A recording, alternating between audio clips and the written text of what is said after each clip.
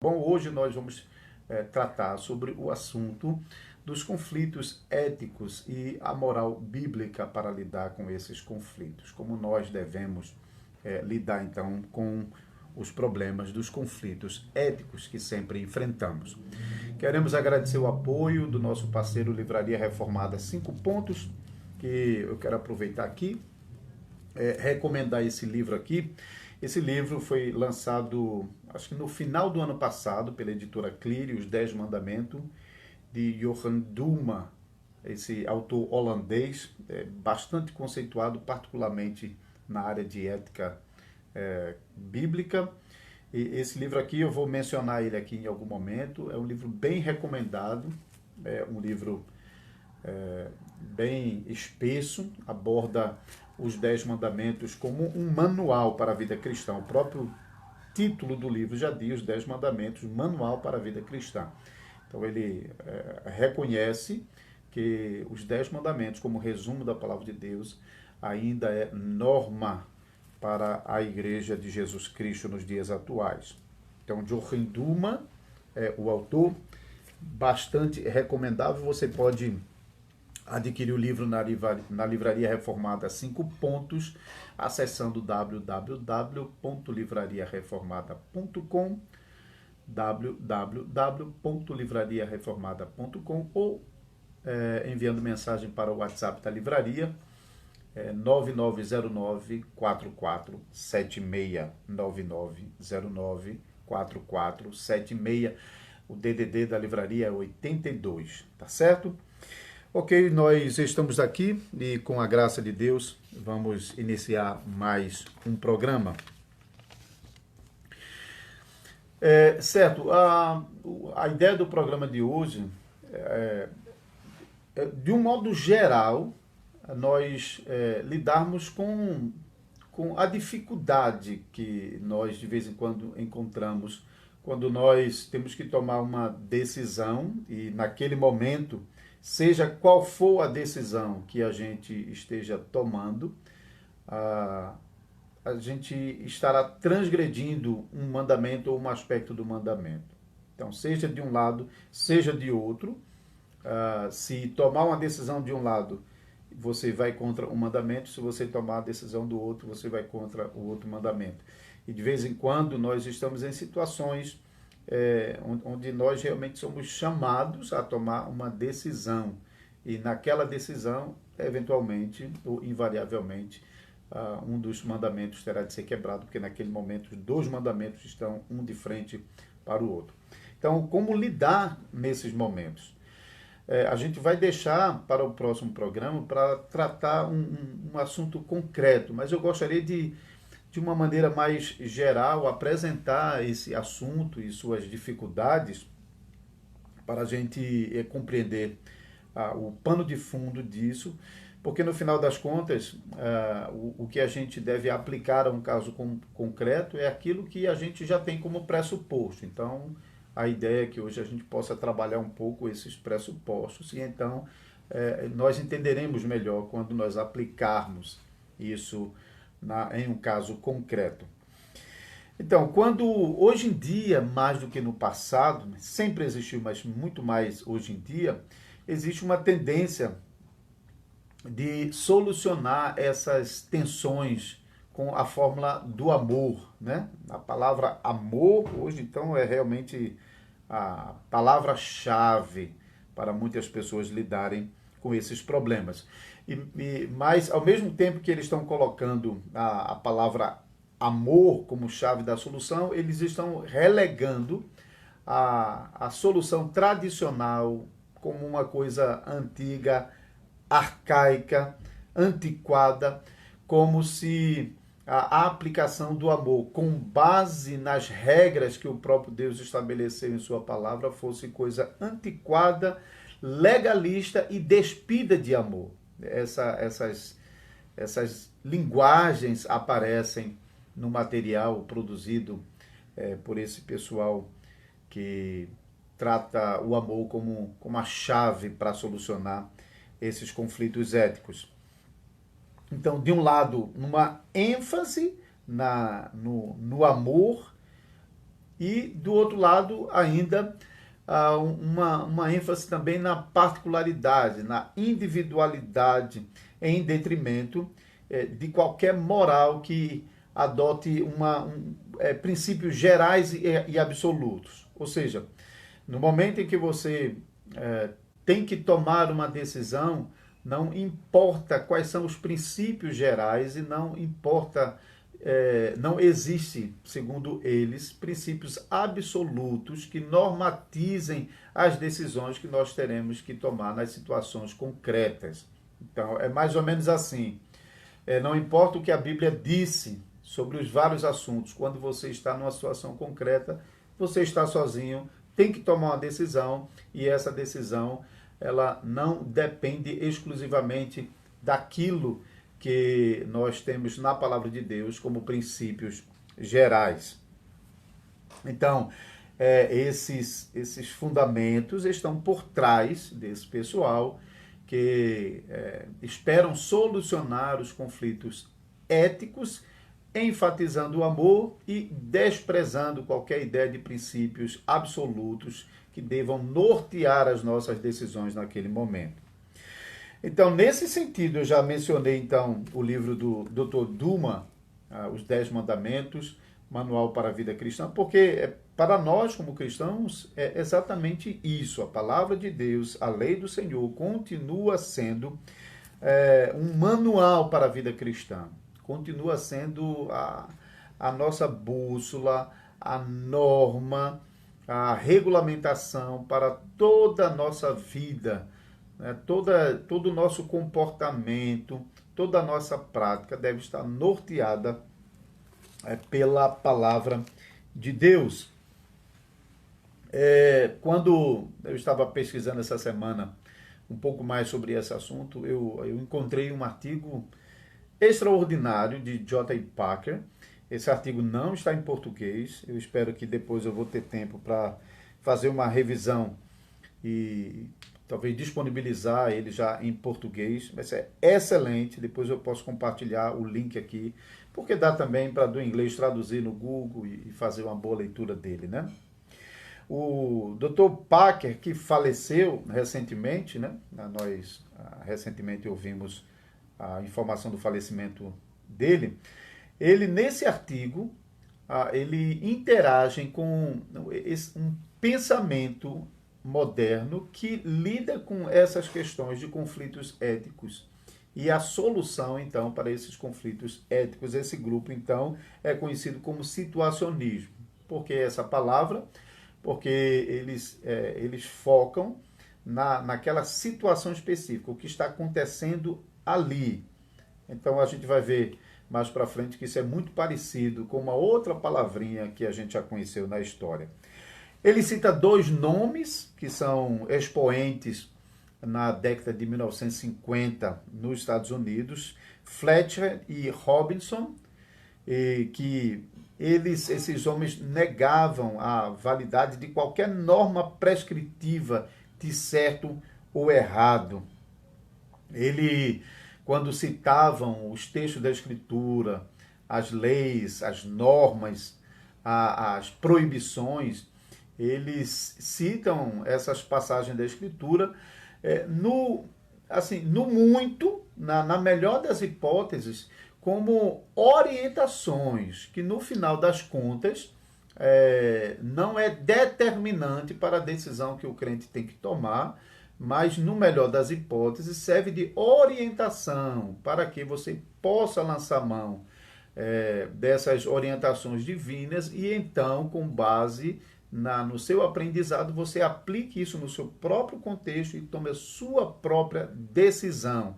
Não ficar dependente dos princípios que nós tiramos da palavra de Deus para aplicar então naquele caso concreto.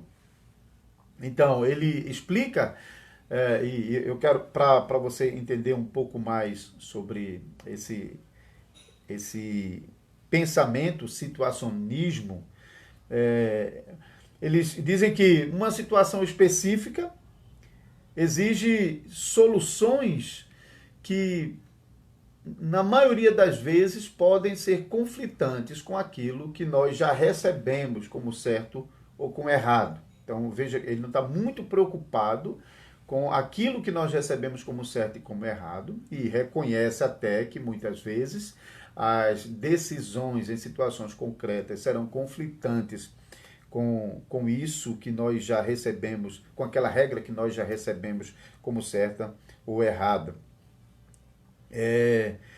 Eles costumam dizer que em toda a palavra de Deus, em toda a Bíblia, tudo que Deus exige é que você haja amorosamente em cada situação. Está vendo, mais uma vez, essa ideia de amor por trás desse pensamento. Então, eles dizem, olha, quando Deus coloca as normas, as regras, ele está aplicando isso naquelas situações, mas tudo que isso nos lega como exigência é que nós, em cada situação concreta, que nós possamos tratar cada situação amorosamente. Então, não dependente daqueles princípios, mas dependente do princípio do amor. Então, que tome uma decisão amorosamente. Eles até dizem que a Bíblia não, quando ordena que ame, não explica exatamente como fazer isso, não explica exatamente como amar, mas simplesmente diz ame. Então, eles argumentam que a ordem para amar é normativa e não o como amar. Então, o modo como amar não vem das normas da palavra de Deus, que já determina o que é amor. Mas, então, o amor fica dependente da decisão que cada pessoa vai tomar naquele momento, naquela situação concreta, naquela situação específica. Então, quando, segundo os situacionistas, quando você está numa situação de conflito ético, você deve perguntar o que é melhor para você naquele momento, ou o que é melhor para a outra pessoa naquele momento, ou o que é melhor para o grupo naquele momento. Então, ou como você pode manifestar mais amor naquele momento, naquela situação concreta. Então, observe que naquele momento você está sozinho, hein? Você não fica dependente, você não tem uma obrigação com as normas da palavra de Deus que determinam o que é certo e errado, mas você fica escravo de você mesma, dependendo de você mesmo para tomar uma decisão. Então, fica sobre você a responsabilidade de tomar a decisão, porém, você vai tomar a decisão com base em você mesma e nas outras pessoas, e não com base na palavra de Deus. Então, embora eles falem de palavra de Deus como uma norma orientadora, eles não se referem à palavra de Deus, à lei do Senhor, como uma norma regulamentadora, decisiva para aplicar nos casos concretos. Então, esse pensamento do situacionismo leva a gente de volta para uma época do pós-guerra, onde o liberalismo teológico realmente estava florescendo e se espalhando, ganhando espaço e até dominando o cenário teológico em certa medida. E naquele contexto, então, a gente, estudando um pouco mais da história daquele momento, nós aprendemos sobre o existencialismo, que dominou a teologia e produziu vários nomes, Barth, o próprio Bonhoeffer, Brunner, Emil Brunner, né? Rudolf Bultmann, especialmente esse último, acho que levou esse fundamento existencialista a um nível bem acentuado, hein?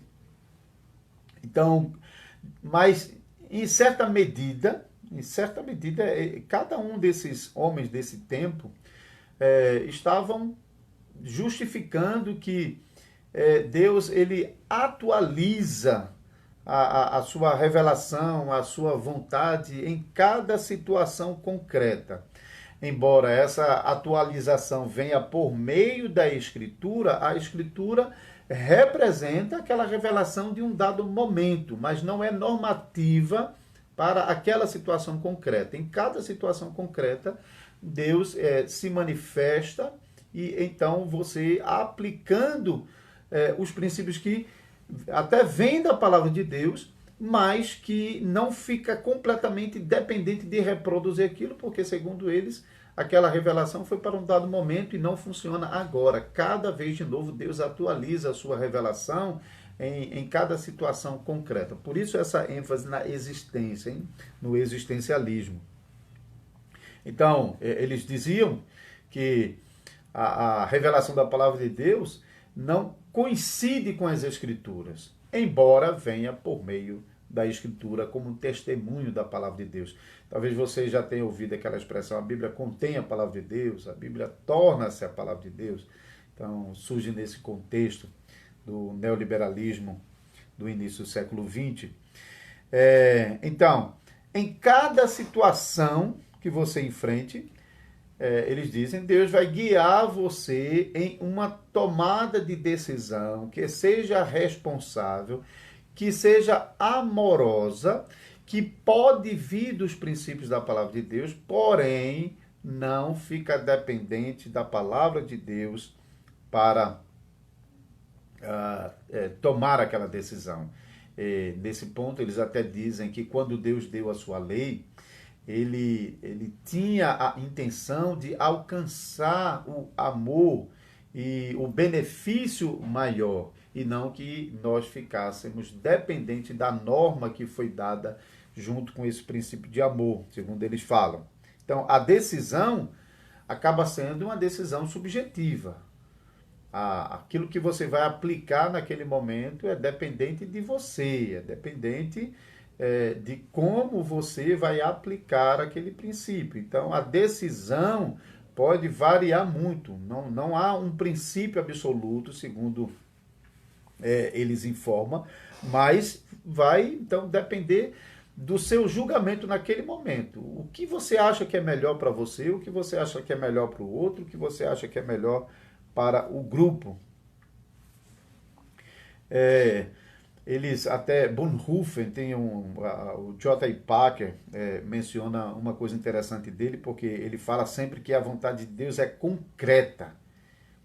Então, a vontade de Deus não vem em princípios que devem nortear todas as decisões, mas ela vem de maneira concreta para colocar em prática. Só que quando ele fala sobre essa vontade concreta, ele aplica essa vontade concreta na regra do amor.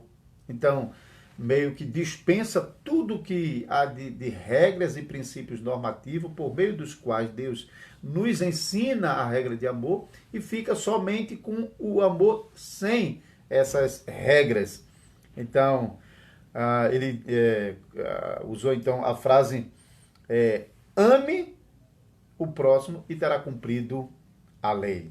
Então, usando até palavras bíblicas, mas a gente vai falar um pouco mais sobre isso, tá? Então, esse situacionismo de princípio não admite que os princípios sejam normativos, né? Os princípios são apenas orientadores para as tomadas de decisões e não reconhece que a Escritura fornece as normas para nos auxiliar, nos guiar na tomada de decisões que sejam conforme a palavra de Deus, decisões que sejam conforme a vontade de Deus revelada em sua palavra. Mas, então, ele diz, cada pessoa buscará esses princípios que não são fixos e imutáveis, mas que são princípios que se atualizam em cada época, princípios que se atualizam em cada circunstância particular e que, então, dependendo de cada sujeito, ele vai aplicar de um modo diferente. Então, a conclusão é essa decisão, então, não parte do princípio da palavra de Deus, mas do próprio homem. Então, o homem não recorre a Deus para tomar essas decisões, mas, de fato, recorre a si próprio. A consequência, então, que ele vai chegar com essa abordagem no final das contas, é que não existe, no final das contas, nenhuma situação que seja inerentemente imoral.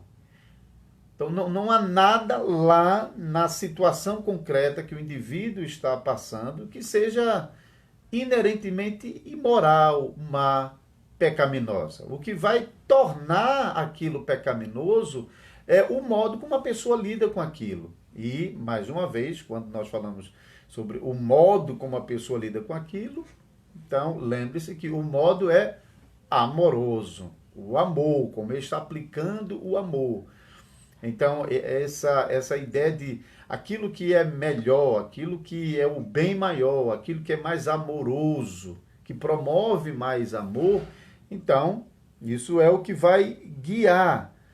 Então, não é a coisa em si não é errada, mas o modo como você lida com aquilo, se não for de modo amoroso, se não estiver promovendo o bem comum e maior, então você estará agindo de maneira imoral, de maneira errada. Mas veja então, isso significa o seguinte: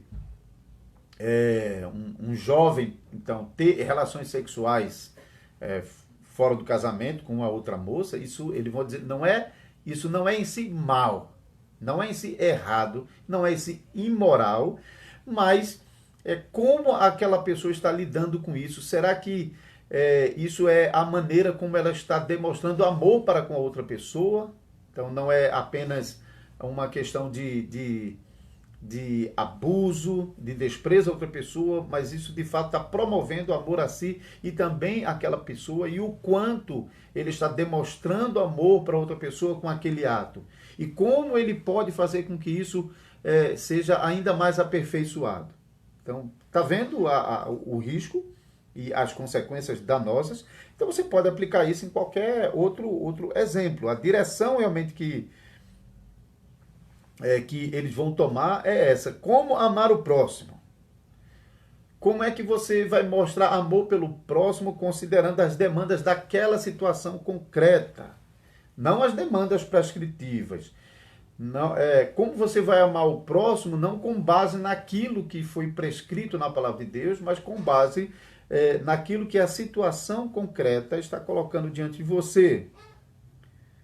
Então, eu na nossa congregação aqui em Caruaru, no domingo passado, de manhã, pregando sobre a doutrina da palavra de Deus, que o catecismo está explicando nos 10 mandamentos, então falando sobre o primeiro mandamento, então eu já naquele momento eu mencionei sobre essa questão da inversão da ordem, o amor a Deus em primeiro lugar e o amor ao próximo em decorrência do amor a Deus. Não, esses situacionistas, eles invertem essa ordem e diz que o amor de Deus se cumpre no amor ao próximo.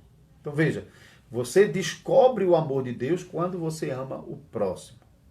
Então não é primeiro o amor de Deus e em decorrência disso o amor ao próximo, mas o amor ao próximo. E a partir dele você então vai chegar a amar a Deus e a conhecer o amor de Deus. Então, essa abordagem é de fato uma abordagem bem perigosa. Ela não é nova, como o artigo do Dr. J.I. Packer identifica, é da década de 50 nos Estados Unidos, e como nós também já podemos ver, especialmente no período pós-guerra, com o movimento do neoliberalismo no meio reformado, mesmo no ambiente protestante, já tinha a busca pela concretização existencial. Então, é aquilo que está acontecendo naquele momento. Então, é só uma mudança, um depuramento daquilo que já o existencialismo pregava, porém agora com muito mais sofisticação e numa era onde a abertura para o subjetivismo realmente favorece bastante esse tipo de abordagem.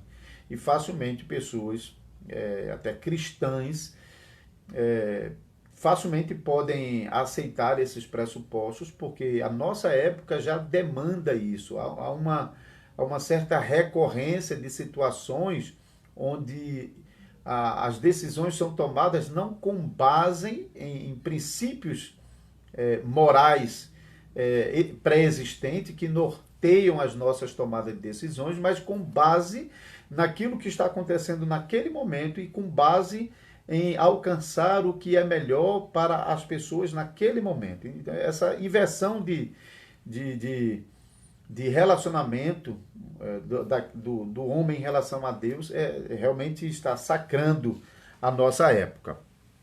Então, vamos agora avaliar um pouquinho, como eu expliquei no começo, não vamos chegar hoje ao ponto de tratar um caso concreto, onde nós podemos aplicar isso que a gente está abordando agora, mas já podemos agora fazer uma análise desse tipo de atitude, hein? Então, será que nós como cristãos vamos negar que de fato o amor deve nortear todas as nossas decisões?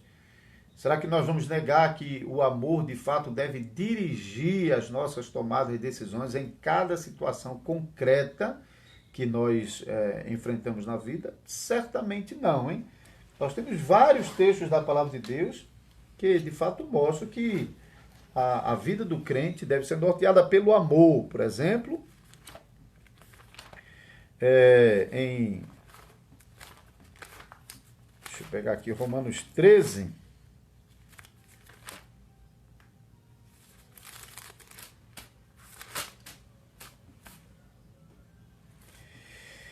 Do 8 ao 10, diz assim: a ninguém fiqueis devendo coisa alguma, exceto o amor, com que vos ameis uns aos outros, pois quem ama o próximo tem cumprido a lei. Pois isto, não adulterarás, não matarás, não furtarás, não cobiçarás, e se há qualquer outro mandamento, tudo nessa palavra se resume: amarás o teu próximo como a ti mesmo. O amor não pratica o mal contra o próximo, de sorte que o cumprimento da lei é o amor. Ainda conhecido também, 1 Coríntios 13, o primeiro versículo, hein? E eu passo a mostrar-vos ainda um caminho sobremodo excelente. Ainda que eu fale a língua dos homens e dos anjos, se não tiver amor, serei como o bronze que ressoa ou como o símbolo que retine. Ainda que eu tenha o dom de profetizar e conheça todos os mistérios e toda a ciência, ainda que eu tenha tamanha fé a ponto de transportar montes, se não tiver amor, nada serei. E ainda que eu distribua todos os meus bens entre os pobres, e ainda que entregue o meu próprio corpo para ser queimado, se não tiver amor, nada disso me aproveitará. O amor é paciente, é benigno. O amor não arde em ciúme, não se ufana, não se ensoberbece, não se conduz inconvenientemente, não procura os seus interesses, não se exaspera, não se ressente do mal, não se alegra com injustiça, mas regozija-se com a verdade. Tudo sofre, tudo crê, tudo espera, tudo suporta. O amor jamais acaba, mas havendo profecias desaparecerão, havendo línguas cessarão, havendo ciência passará. Porque em parte conhecemos e em parte profetizamos. Quando, porém, vier o que é perfeito, então o que é em parte será aniquilado. Quando eu era menino, falava como menino, sentia como menino, pensava como menino. Quando cheguei a ser homem, desisti das coisas próprias de menino, porque agora vemos como em um espelho obscuramente. Então veremos face a face. Agora conheço em parte, então conhecerei como também sou conhecido. Agora, pois, permanece a fé, a esperança e o amor. Esses três, porém, o maior destes é o amor. Gálatas 5,14 também fala sobre isso. Então, não tem como duvidar que os cristãos devem tomar suas decisões com base no amor. Isso é sem sombra de dúvida, mas nós, como cristãos, precisamos afirmar aquilo que nós temos lido nessas passagens da palavra de Deus, de que esse amor que a palavra de Deus está falando parte de Deus, não do homem, e não de situações concretas. E também afirmamos que esse amor, ele é expresso nas regras bíblicas a serem aplicadas às situações concretas.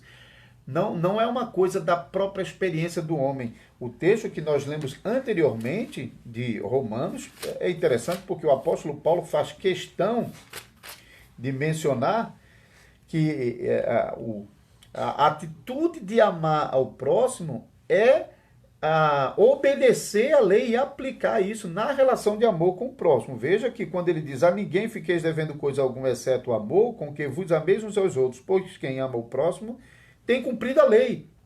Então veja, amar aqui não é eu amo aqui para conhecer a lei, não. Eu amo aqui porque eu tenho cumprido a lei. Nesse ato de amar o próximo é que eu tenho cumprido a lei. E aí o apóstolo Paulo cita o texto dos 10 mandamentos para dizer o seguinte: olha, não adulterarás, não matarás, não furtarás, não cobiçarás, e se há qualquer outro mandamento, tudo nessa palavra se resume: amarás o teu próximo como a ti mesmo. Então, como é que ele ama o próximo como a si mesmo? Quando ele obedece o mandamento da palavra de Deus.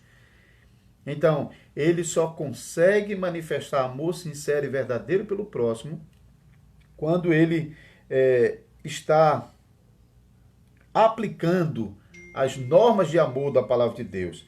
O amor não pratica o mal contra o próximo, de sorte que o cumprimento da lei é o amor.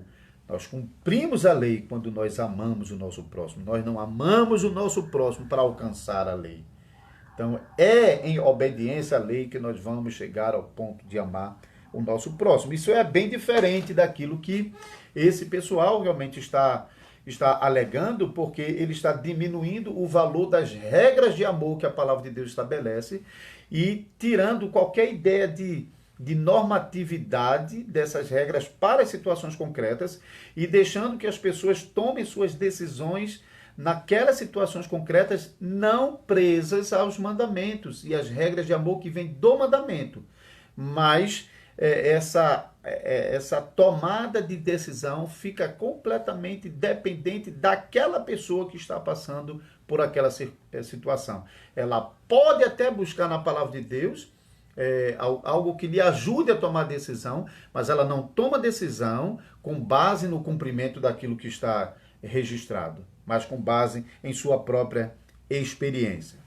Então, aqui já o primeiro ponto, nós já queremos realmente rejeitar essa opinião situacionista de que a regra do amor deve dominar e estabelecer, deve representar a decisão daquela pessoa que está em uma situação concreta. Devemos reconhecer também que o amor é orientador nas diversas circunstâncias que nós tivemos de enfrentar nessa vida. De fato, se a gente vai enfrentar qualquer dilema ético onde vai ser exigido uma decisão, é claro que o amor vai normatizar, vai nos dirigir, vai nos direcionar a tomar a decisão, mas nunca será o caso em que aquilo que a palavra diz que é errado vai ser considerado certo naquela situação específica, porque naquela situação específica, então, aquela maneira de agir é a melhor maneira possível para promover o bem a todos e para manifestar amor para com as pessoas, ou consigo mesmo, ou com o grupo. Então, não, isso não é possível. Eu não posso dizer que aquilo que a Bíblia diz que é errado seja certo naquela situação concreta. Não podemos admitir isso justamente porque a maneira como demonstro o amor para com o meu próximo é um resultado direto do amor que é manifestado a Deus e que advém de Deus.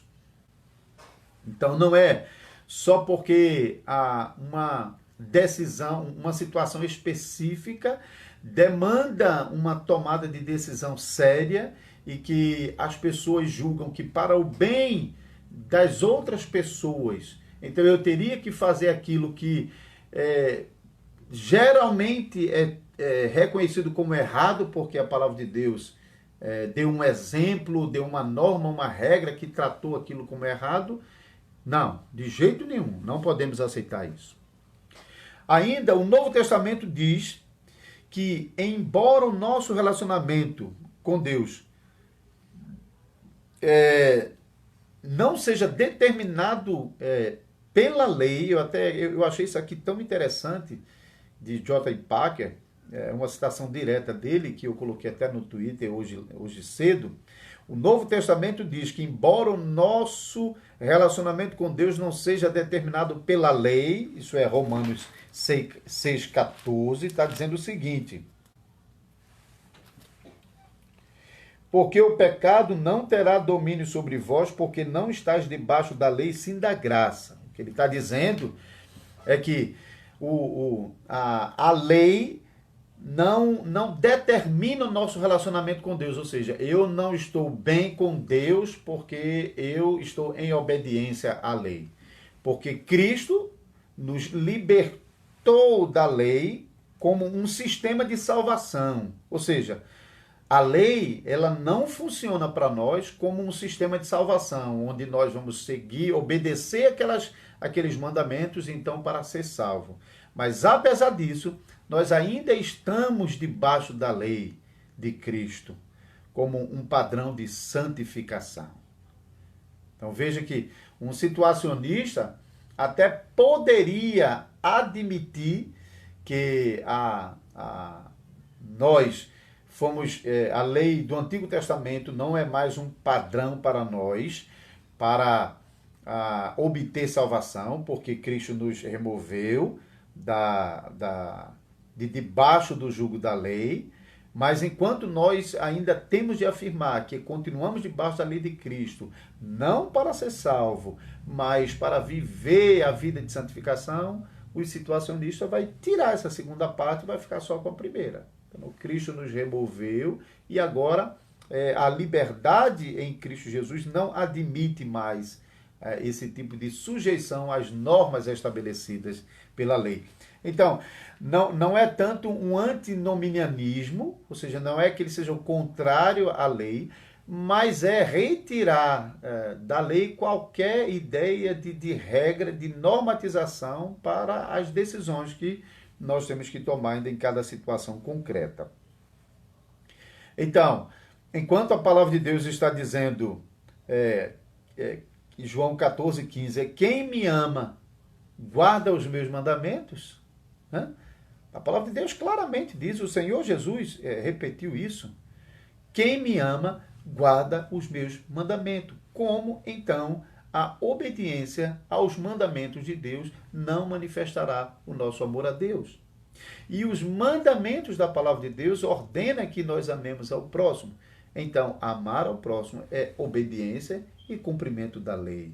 Então, nós chegamos ao amor a Deus e ao amor ao próximo por meio de obedecer os mandamentos do Senhor, não em desprezar esses mandamentos do Senhor para tomar decisões com base em minha própria experiência naquele momento. Isso nós temos realmente que rejeitar. Temos que rejeitar. O amor ao próximo se concretiza exatamente no cumprimento da lei. Você quer amar o seu próximo? Você não tem que fazer isso com base na experiência que você tem naquele momento e então você tomar decisões com base na experiência. Mas se você quer amar o seu próximo, você deve recorrer à palavra de Deus e aplicar os princípios da palavra de Deus. Nós já citamos aquele texto de Romanos 8, Romanos 13, 8 a 10, que mostrou, citando, o apóstolo Paulo, inclusive, citando os mandamentos para mostrar que o cumprimento do amor ao próximo é a aplicação dos mandamentos. Mas tem um texto ainda em 1 João capítulo 5, no versículo 2, diz assim, nisto conhecemos que amamos o Filho de Deus, quando amamos a Deus e praticamos os seus mandamentos. Está vendo? Nisto conhecemos que amamos os filhos de Deus, os nossos próximos, quando nós amamos a Deus e quando praticamos os seus mandamentos. Não há amor ao próximo sem amor a Deus.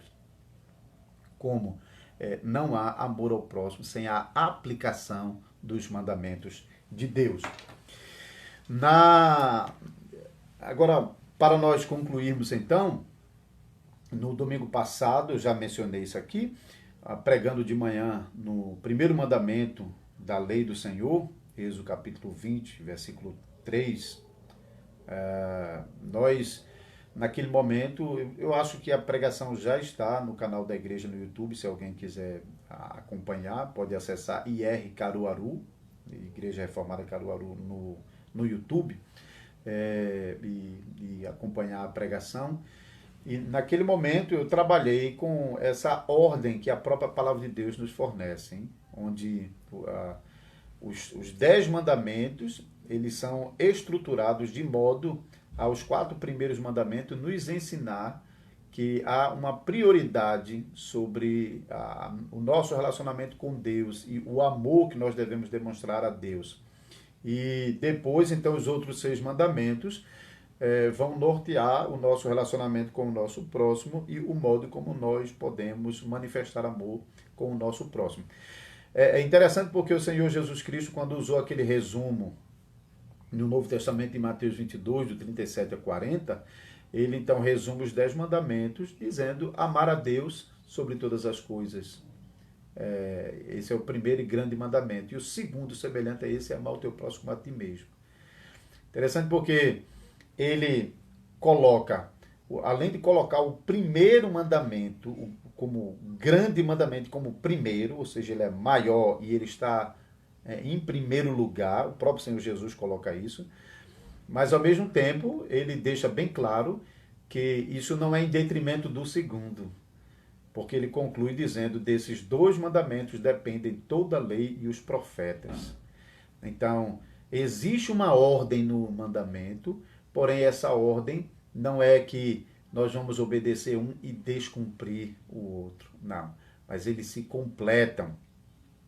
Jesus também, Mateus 23, 23, quando os fariseus dizendo que davam o dízimo do entro, do cominho, da hortelã, mas eles negavam o principal da lei, a misericórdia, a justiça e a fé. E Jesus diz: façam isso sem deixar de fazer aquilo. Então, Jesus, embora apontou as coisas importantes, ele não disse: faça isso e pode desprezar o outro, mas faça isso sem desprezar aquilo. Então, um mandamento não pode ser em desprezo ao outro mandamento. Então, nas quartas-feiras, na congregação, nós estamos fazendo a leitura do livro de Josué e estamos olhando para o conteúdo de cada capítulo. Na quarta-feira agora nós falamos no capítulo 2, que é aquele episódio em que Josué envia os espias para Jericó, e então é registrado o alcance da casa de Raabe com a promessa de salvação que estava em Israel. Eu até expliquei que isso é a coisa mais importante ali, não é o fio de escarlate vermelho, que às vezes as pessoas esquecem o restante do que diz o capítulo e fica só com o fio de escarlate, como às vezes outros se apegam à mentira que Raabe falou para então esquecer do restante desse capítulo, hein?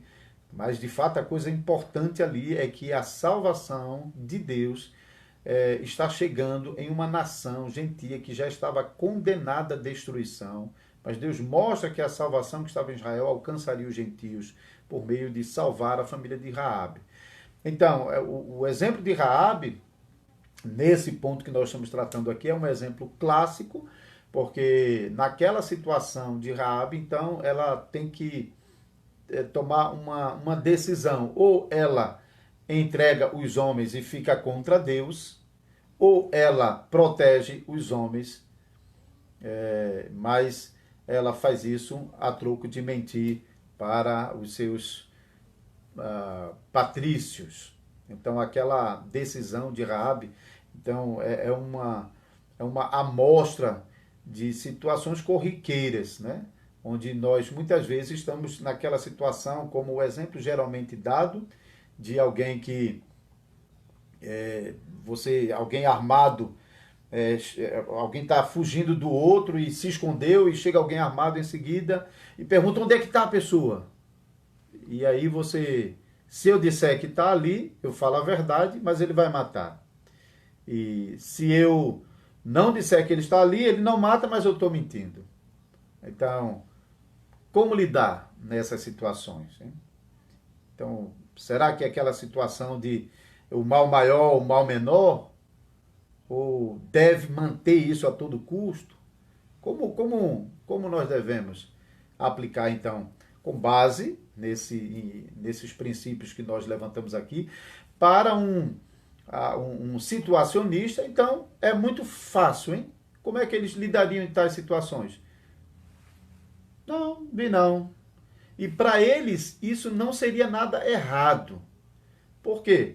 Porque para eles o que importa não é o que está escrito, não é se Deus disse que uma coisa é errado, mas se naquela situação concreta, em dada situação concreta, a promoção do bem e a manifestação do amor exige aquilo. Então, aquilo que é exigido naquela situação concreta não é considerado errado, porque está promovendo o amor e o bem maior. Deu para perceber, então, onde é que converge toda essa abordagem? Então, nós vamos fazer o seguinte: na próxima semana, nós vamos trabalhar isso em um caso concreto. Nós vamos pegar o caso de Raabe e vamos analisar também casos análogos e vamos ver como cristãos, como nós devemos proceder e, biblicamente, qual seria a maneira mais apropriada da palavra de Deus.